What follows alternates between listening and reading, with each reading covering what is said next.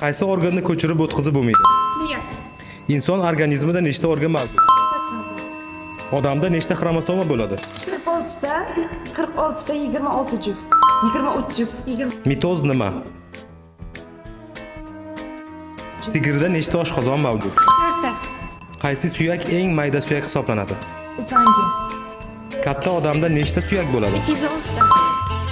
Til bu nima? Nishon. Uyqu uchun javob beradigan gormon. Melanin. Melatonin. Eng yirik tana qismi? Teri. Odam tanasidagi ikkinchi yurak qaysi? Buyrak. Qaysi organda og'riq retseptori bo'lmaydi? Jigarda. Jigar. Meditsina otasi kim? Gipofiz. Gipokrat. Eng kichik irsiy birlik. Gen.